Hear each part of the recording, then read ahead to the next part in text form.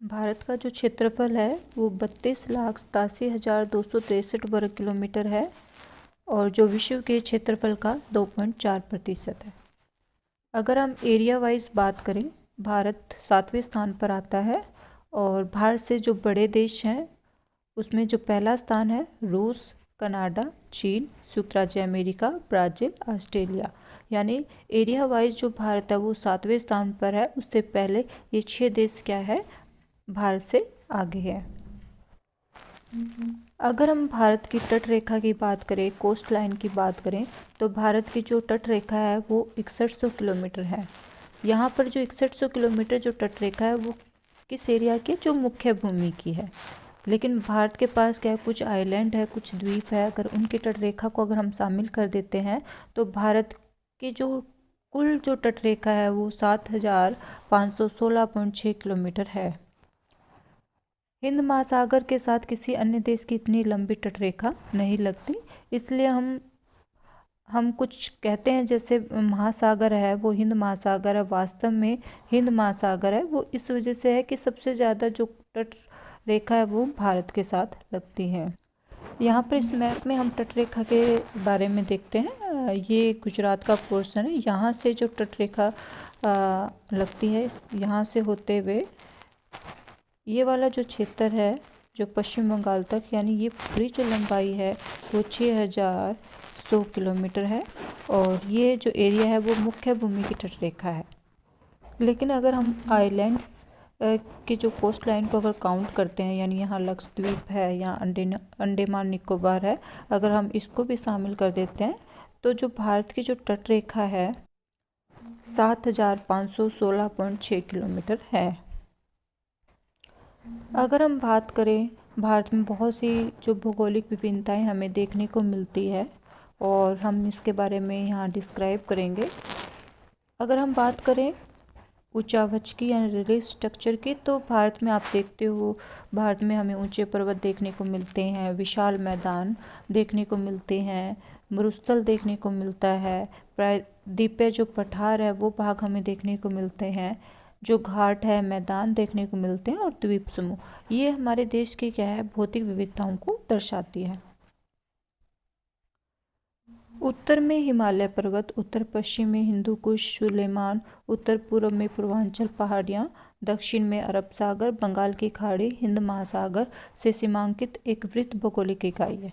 यानी अगर हम भारत की बात करें तो भारत एक वृत्त भौगोलिक इकाई में हम मानते हैं भारत को।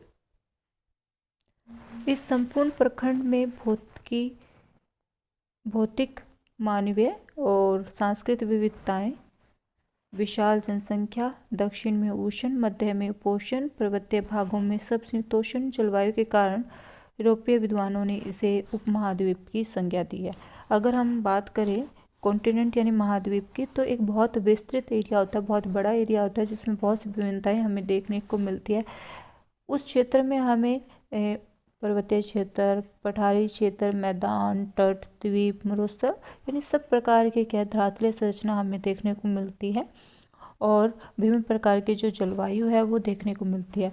तो अगर हम भारत को अगर देखें तो वहाँ पर भी क्या है, जो ये सब विशेषताएं हमें देखने को मिलती है, इसलिए क्या है, भारत को हम उपमहाद्वीप कह सकते हैं। भारतीय जो उपमहाद्वीप में जो 5 जो देश शामिल किए जाते हैं वो है भारत, पाकिस्तान, नेपाल, भूटान और बांग्लादेश।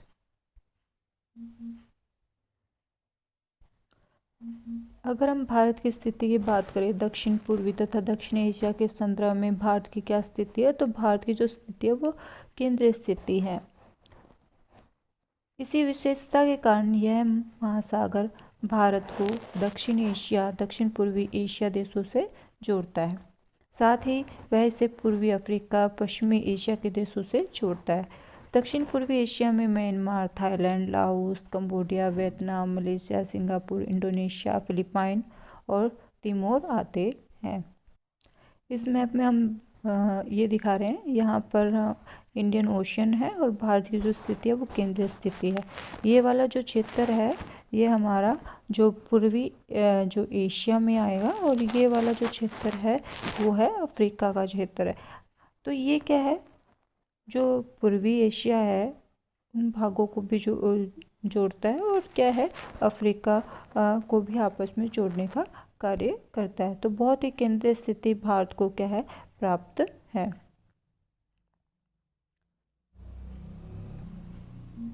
जैसे यहाँ पर म्यांमार दिखा रखा है, थाईलैंड दिखा रखा है, बैंकॉक दिखा रखा है, फिलीपाइन, इंडोनेशिया, मलेशिया, ये क्या है, दक्षिण पूर्वी एशिया देशों में शामिल होते हैं। इंडोनेशिया में रामलीला आज भी धूमधाम से मनाई जाती है। और अगर हम इंडोनेशिया को देखें तो ये एक मुस्लिम देश है, लेकिन फिर भी क्या है, यहाँ पर जो हिंदू संस्कृति के क्या है, कुछ यहाँ पर गुण मिलते हैं। यहाँ पर रामलीला बहुत धूमधाम से मनाई जाती है। और वर्तमान में भारत की पूर्व की ओर देखो नीति से इन देशों के साथ भारत के जो संबंध है वो बहुत अच्छे हो गए हैं। समुद्र पार जो श्रीलंका है वो भारत का सबसे निकटतम पड़ोसी देश है। दक्षिण भारत और श्रीलंका में महान तमिल संस्कृति की संपत्ति पाई जाती है। यानी अगर हम बात करें श्रीलंका में तो वहाँ पर क्या है, तमिल संस्कृति वहाँ पाई जाती है। और हमारे अगर बात करें तमिलनाडु में भी, वहाँ पर भी तमिल संस्कृति पाई जाती है। ऐतिहासिक एवं सामाजिक दृष्टि से भी दक्षिण एशिया के देशों में आपसी जुड़ाव है वो हजारों वर्ष पुराना है। यहाँ दक्षिण पूर्वी एशिया के देशों की बात हो रही है, तो अगर हम बात करें इन देशों के साथ हमारा जो जुड़ाव है वो हजारों वर्ष से उससे बहुत लंबा है। और उस जुड़ाव का मेन कारण क्या है कि इन देशों के जो बीच जो संबंध है वो कैसे हैं, वो बहुत ही अच्छे हैं। और इन सभी देशों में जो भौतिक, सामाजिक और आर्थिक जो राजनीतिक समानताएं पाई जाती है, वहाँ पर लगभग क्या एक जैसी क्या है, भौतिक विशेषता है, सामाजिक विशेषता है, आर्थिक और राजनीतिक विशेषता लगभग सभी देशों में समान है।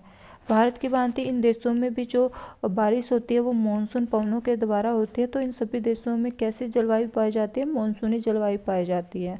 मानसून, वर्षा और उपजाऊ मिट्टी का इन देशों में चावल की गहन कृषि की जाती है।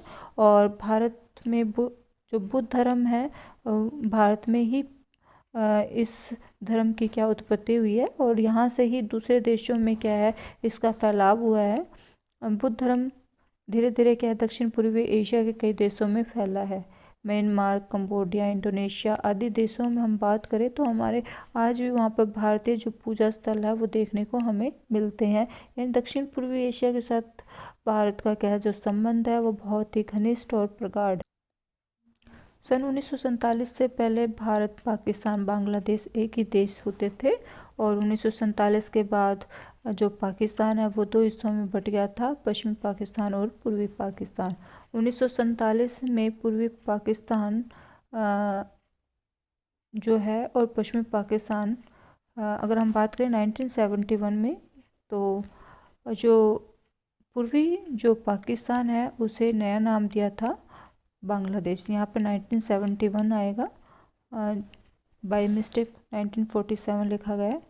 सिंधु घाटी की सभ्यता के अवशेष भी भारत और पाकिस्तान के बीच देखने को हमें मिलते हैं।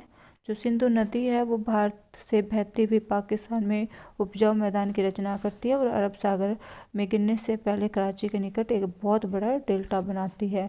और अगर हम भारत की बात करें तो भारत और बांग्लादेश में एक बहुत ही सुंदर डेल्टा बनता है जिसे हम सुंदरबन का डेल्टा कहते हैं। और ये गंगा और ब्रह्मपुत्र नदियों द्वारा बनाया जाता है। समस्त उपमहाद्वीप में उष्ण मानसूनी जलवायु पाई जाती है जो इसे एक रूपता प्रदान करती है।